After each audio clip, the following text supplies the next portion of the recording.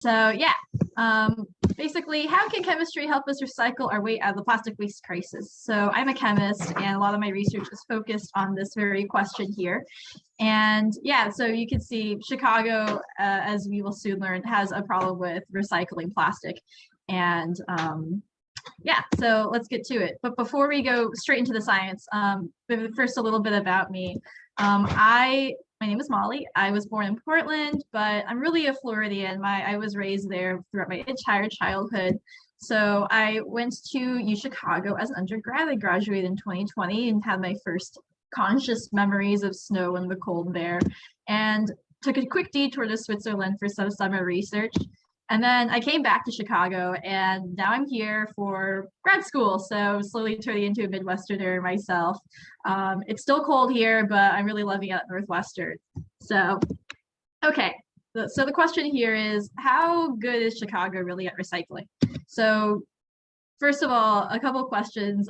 Has anybody had trouble like figuring out like what to recycle? Like if you've emptied out like a box or a tin, you've held it up, and you're like, I'm really not sure I can recycle that. Like, I definitely have. I still do all the time. And my other question for you is, how out of like all the out of all the waste that we throw into those recycling bins, how much do you think Chicago actually recycles?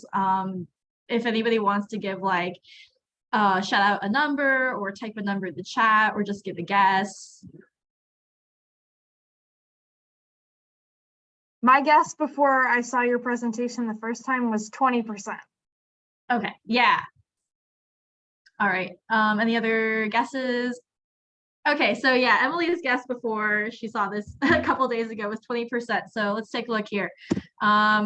So the Chicago Tribune did a pretty recent article about exactly how well we're doing. It's not great. So San Francisco recycles 80% of the stuff they get. Seattle is a little bit more middling, around 60%. Chicago is at 8.8%. So it's, I think, the lowest metropolitan area in the country. So there's clearly something going on here.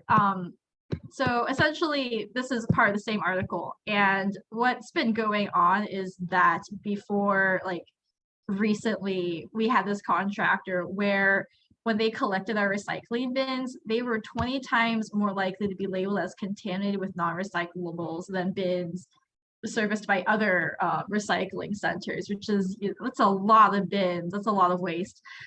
So essentially what happened is that when the city hauled these bins away, they got marked as not contaminated, they have to get rid of them some other way. So basically the city is paying the garbage hauler twice to do both these things, and in the end, this stuff isn't even recycled. So yeah, we know the plastic waste crisis is a big deal, but it is a big deal in our backyards too.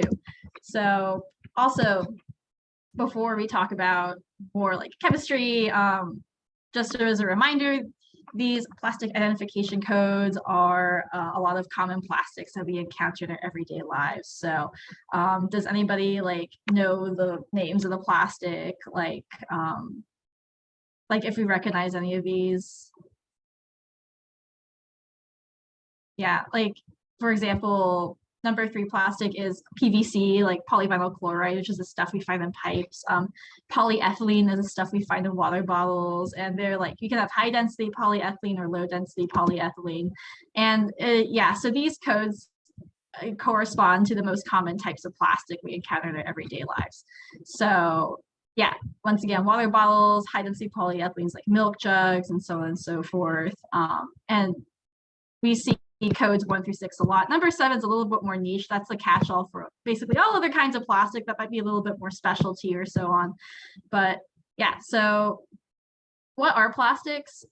In order to recycle them, we have to understand what they are molecularly or like on the smallest level possible. So all plastics are these things called polymers. And the polymer is just a really long, big chain, a huge molecule made up of the same repeating units. So like if we take the same kind of block and just like basically stack them one after the other in the same repeating pattern. That's just all a polymer is. And we see polymers everywhere. We use them out in our everyday lives. And there are natural and synthetic polymers out there. Let me get my laser pointer out really quickly. Okay, so yeah. like for example, DNA is a polymer, rubber is a polymer. If you're wearing wool right now, you're wearing a polymer. So yeah, they have many different forms and many different functions, but they're pretty familiar to us, it turns out in the end. And yeah, they're made of these little building block unit called monomers. So we just take monomers and they just get stuck next to one over after another to make all these big polymer chains. And plastics are just synthetic polymers, ones that we make, not nature. So for example, nylon and polyester are two really big plastics that we use in our lives. And this scheme over here just shows how we make nylon. So you can see we have two types of monomers here. This hexamethylylene it's just this building block with the blue ends. And we have another building block called adipic acid. It just has these red ends. So they just alternate red, blue, to make our nylon. So yeah, that's a common thing we see for how to build plastics. So yeah, all these things, numbers 1 through 7, they're all polymers. So the question here is, how do we actually like try to recycle them? Oh, and yes, also here you can see this is like what all these plastics look like on a chemical level. So these are all the building blocks for, this is a building block for polyethylene, for example. There's lots of carbons with hydrogens. Polyvinyl chloride here also has chlorines, which is where like the chloride in the name comes from. So it's really easy for us to make all these plastics. We have some really well-established industrial processes to make tons and tons of every type of plastic that we use. And as of 2015, we generated 300 million tons of plastic worldwide. That's nearly the weight of the entire human population. It's a lot of plastic. And just to bring it a little bit closer to home, that 300 million tons is a lot to think about. So just thinking about Chicago, it turns out in Lake Michigan, there is 22 million pounds of plastic that enters the Great Lakes each year. And most of it ends up where we are. Once again, this is like from the Chicago Tribune again. Plastic debris, it makes about like 80% of the litter on the Great Lakes shoreline. So a lot of trash that we end up is mostly plastic. And that's a big problem because these plastics that float around the water, they keep getting broken down by air or simply just by being tossed around and ground up into these microplastics, which you might have heard about. So the main problem here is that we find microplastics in all sorts of things, from fish and even in beer, it turns out, but we don't really know how that impacts human health, which is particularly troublesome because not only do the microplastics themselves end up in all sorts of living and non-living things, they can also expel chemical additives like flame retardants or antioxidants or so on that people add into them. And those, we also don't know what those potential health effects might be for a lot of those compounds. So what ends up in Lake Michigan tends to stay there. For example, 1 drop of water that enters Lake Michigan stays for about 62 years. That's just 1 drop of water. So one can imagine a piece of plastic that ends up where we live will stay here for even longer. And it's just undeniable that everybody needs water. We get our drinking water from Lake Michigan. So yeah, if we keep pouring in 22 million pounds of plastic in there a year, we could safely expect the safety of our drinking water to be a little bit questionable by containing the microplastics. So yeah, recycling is really important. So what are current methods of recycling? So current methods can take care of some of the plastic waste. And I'm not going to go through like every single method that we use, but there are some really common ones. So for example, thermal degradation is probably the one that we're most familiar with. It's just heating up plastic and breaking down our polymer plastics into smaller fragments. So for example, like melting down PET or like melting down our water bottles so we can reshape them. Pyrolysis, this is like a more intense version of thermal degradation. It's jacking up the heat even higher, so we're breaking polymers down back into their original components. This is usually an oil of some sort. So for example, we can take polypropylene, which is number 5 plastic, and just heat it up so much that it turns back into oil, which can then be reused to make polypropylene again. And there are other methods like chemolysis, ionization. There are even bacteria that eat PET these days, which is really cool. I think they're working on how to make that efficient enough so that we can actually use it industrially. But yeah. And then the last method, this isn't recycling, but if we simply cannot process plastics in these different ways, we usually end up incinerating them, which is just burning them up. So we can get some stuff out of it, like we can take that heat that is produced to run power plants. So we can like recover some energy from that plastic when we can't use it anymore, but it's pretty wasteful, and the output is also going to pollute the environment too, from the smoke and the other byproducts that it produces. So while all these methods are kind of capable of handling what we make, it's not perfect for sure. And from National Geographic, it turns out 91% of the plastic that we make just isn't recycled. So yeah, and then from these plastics, one more thing about some health concerns. So in marine environments, so there's a lot of plastic waste in the oceans as well. There are two really big garbage patches in the west and in the east here. So right off the west coast, there is the eastern garbage patch has 3 million tons of waste, and these microplastics, as we mentioned, could have some health effects. So one really famous endocrine disruptor is BPA, which is, as one is pretty much banned for use because it's kind of an endocrine disruptor. So it can mess around with the hormones in our bodies. And people have found a really interesting effect on swordfish in the Mediterranean.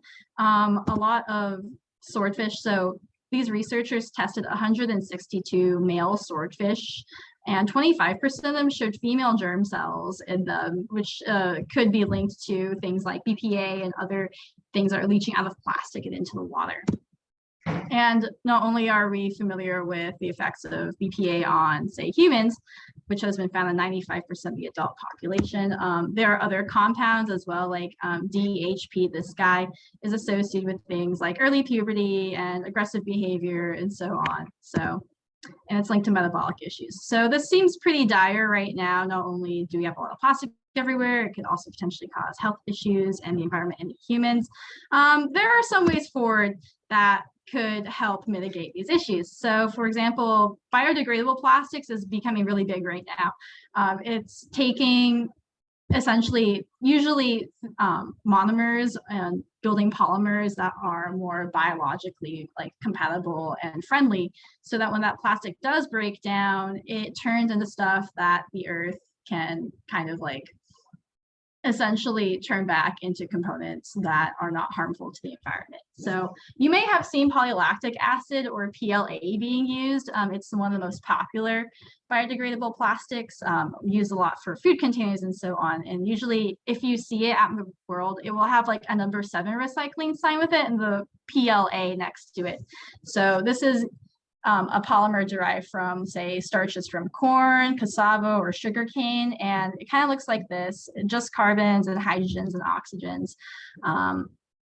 Yeah, so it's one of the most popular ones. You'll find in all sorts of things like biodegradable coffee cups, food containers, and so on. There are other types as well, so PHAs and TPS, they're not as big yet, but we're researchers are also working on how to scale up the production and efficiency of these plastics so we can actually use them. And these are really cool. Biodegradable polymers can be broken down by, say, moisture or oxygen, and other things like maybe even bacteria. So if we don't have to use these really intensive like burning or specific other like more harsh chemical processes to break these down. And then another thing I've personally been working on is trying to use something called dynamic bonds to recycle stuff. So I'm in my personal research, I'm interested in polyurethane, but polyurethane doesn't have a lot of options for recycling either. In fact, it has none. So the only options are to throw it in the trash or try to cut it down into small pieces and downcycle it into other products. So for example, maybe you've seen this kind of insulation before, that the multicolored ones with lots of foam pieces stuck together. That's usually a lot of polyurethane cut up and stuck back together. So we can make new products out of it, but we can't say turn it into products at the same value. So yeah, downcycling means that no matter what, the original polyurethane is going to be less useful or like just less in value than what it originally was. So it's not truly recycling. And the other option is to just burn and incinerate it like so many other plastics in the world, which as we could tell is also in its own wasteful. We're destroying what we make and also going to be polluting as well.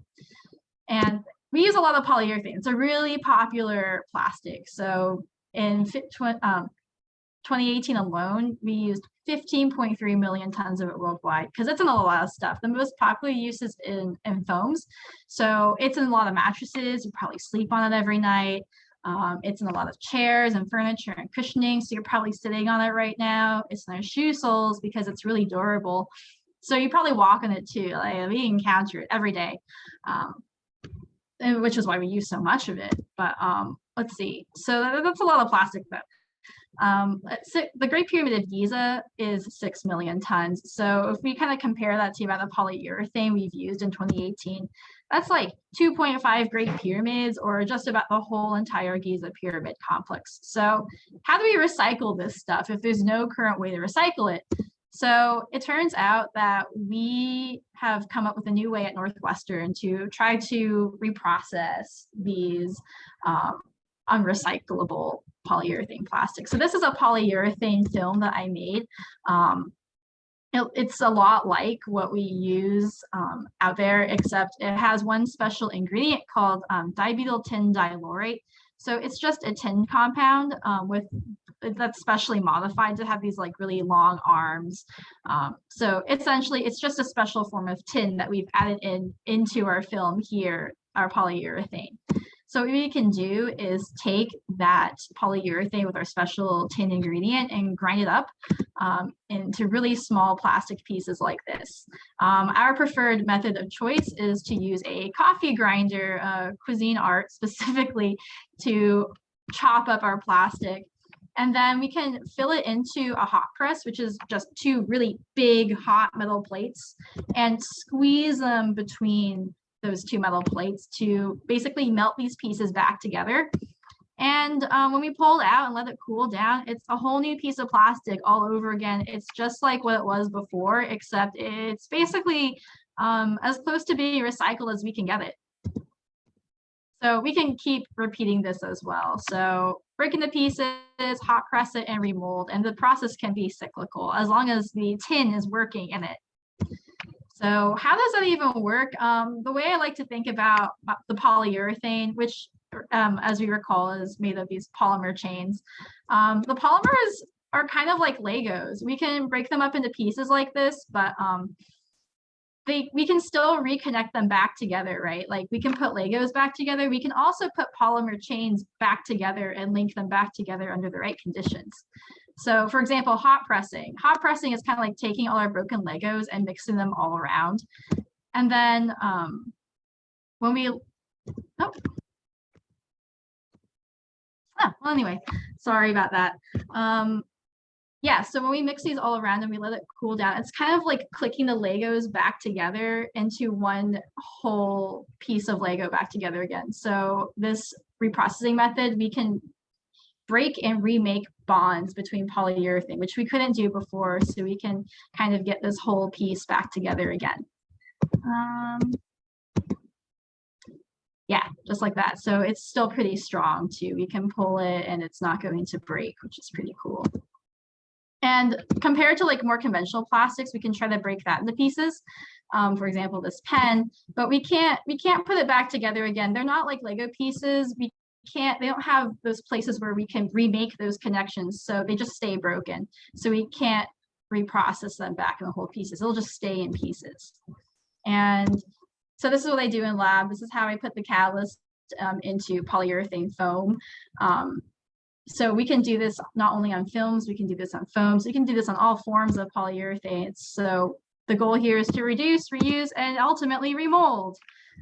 So that's basically what I do for my research, trying to come up with this other way of recycling stuff, specifically polyurethane that we couldn't do before.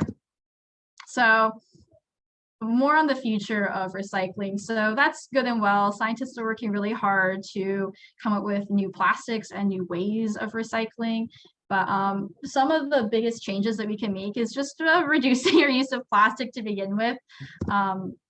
For example, a hospital in California used to wrap all their surgical tools in this blue polypropylene wrap, but they switched to surgical hard cases instead. And what happened is not only did they reduce plastic waste, they also saved $51,000 yearly in the process, just because they can reuse these things over and over again instead of wrapping things in polyurethane, polypropylene, sorry, and then having to trash them. So again, to bring this a little bit closer to home, Lori Lightfoot has noted that Chicago has a really low recycling rate. So when she came in the office, she came with a 9-point environmental plan to try to basically get us anywhere higher than 8.8% of recycling. So I won't talk about all these policies, but I will just point out a couple that we like. For example, bringing back the city's Department of Environment, which was abolished under Mayor Emanuel's tenure, would be really helpful. Also, number 8, improving our abysmal recycling rates, as she terms it, by holding city waste contractors accountable. And this has happened. We've switched contractors from the previous one that would double charge us for basically marking, that we would get double charged for getting plastic bins marked as contaminated and having to pay again to have a trash. This new contractor that we have, there's a penalty associated with marking bins as contaminated. So there's a real incentive to try to recycle everything that we can. And hopefully this will improve our recycling rates. Then, so also what can we recycle in Chicago? It can be really confusing to know what we can and can't do. So this is just a quick overview taken from the city website about what we can and cannot throw into our bins. So there's this whole list here is just everything we can throw in. So like glass jars and bottles, junk mail, beverage cartons, but I just really want to highlight we can recycle plastics 1 through 5 and 7, which is pretty cool. Plastic number 1, polyethylene, is the most recyclable plastic, and lots of other places can also do plastic number 2, which is high density polyethylene.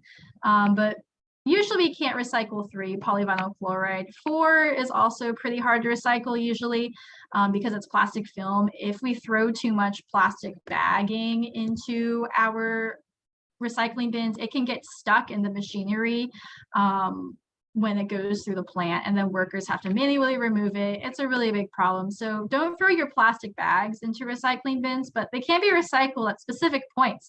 For example, if you drop them off at the grocery store, if they have a collection bin there, we can recycle them there, which is really nice. The only things so these are things that we can't recycle, and the only plastic that we can't really recycle in Chicago is number 6. So if you need a shorthand for things that we can't recycle, we can recycle everything except for number 6. And yeah, there are other like things on this list here, like don't recycle paint, for example, or construction debris. But yeah, so that's apparently they found this in their recycling bins, so don't do that. But yeah, everything else we can do. Maybe we can't throw them all into the recycling bin. For example, do not throw plastic film in there, drop them off at specific points. But yeah, the city can handle all these things, which is a really nice thing about being in a place with lots of like infrastructure resources like Chicago. And the last thing I just want to round up with is like, there's NPR put out this article about common questions about recycling. I'm not going to go through all of them necessarily, but they're really good questions, ones I've had myself. So I just wanted to share them with you too. So Camille asked, is it true that if somebody puts non-recyclables in the bin, the whole bin will be thrown out? And it's possible. There can be a little bit of contamination, but the more contaminated products we have in the recycling bins, the more likely it's going to get thrown out, and the more likely the taxpayer is going to have to like basically pay for the recyclables to be thrown out. So as few as possible is of course the best, but a little bit the recycling plant can handle. So do food containers need to be completely clean? So for example, peanut butter containers. The answer is you can have a little bit left in there. Like it can't be like whole like spoonfuls of peanut butter stuck in jars. The plant won't be able to handle that. But usually everything that goes to the facility is washed. So if there's a little bit of residue left, the recycling plant will probably get it. So that's okay. Should we leave caps on balls and jars? This is actually a question I didn't think would be that important, but it really is. It's important to keep them screwed on to whatever you're throwing out, whether it's a milk jug or a detergent jug, because loose caps are really small. So when the recycling plant separates glass from plastic, usually the glass gets crushed into tiny pieces and they fall through this grate. And if there are loose caps in there, they could fall through the grate and go along with the glass too, which is not great for recycling. So if you keep them screwed on, that won't happen to them. And if a cardboard box contains plastic packaging, so maybe you get a box from Amazon or something, make sure you throw all that out, because again, small loose items are usually really hard for a recycling plant to handle, but the box itself is okay. And just a few more. So the recycling program, again, doesn't include plastic grocery bags. Yeah, they get tangled in the sorting equipment a lot. It actually makes the recycling plant jobs really dangerous. The workers have to go with it and physically pull them out, these huge machines, which is kind of like not great for them. So, but grocery stores and other locations will collect the film separately and send them to places that can handle that. Are pizza boxes recyclable? Good question. I just had a pizza myself, so I also wanted to know the answer to this.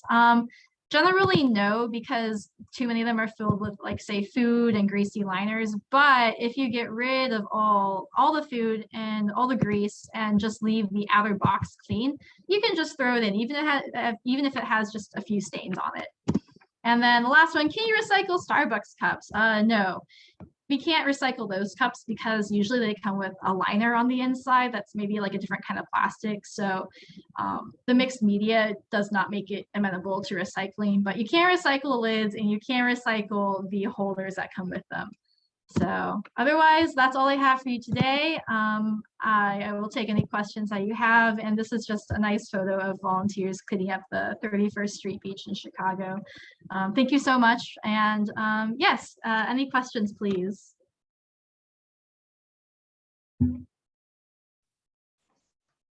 Awesome job, Molly. Feel free to ask your questions out loud, or you can also add anything into the chat if anything has come to mind for you. Okay.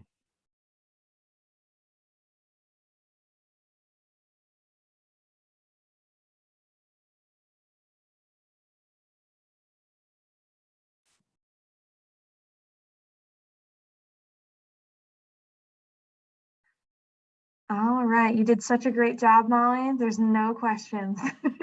Amazing. All right. Thank you again, everyone.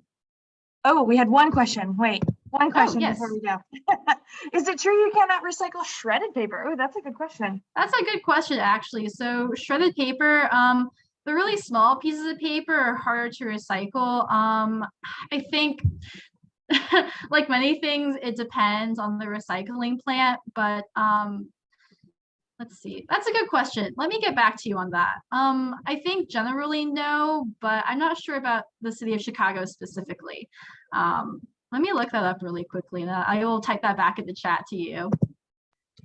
Yeah, I'm assuming the city of Chicago has like specific guidelines that they have on a website or something. Maybe if you they do. The entire site, you can post that in the chat. Would be good to have for reference. Yeah, I'll definitely post that.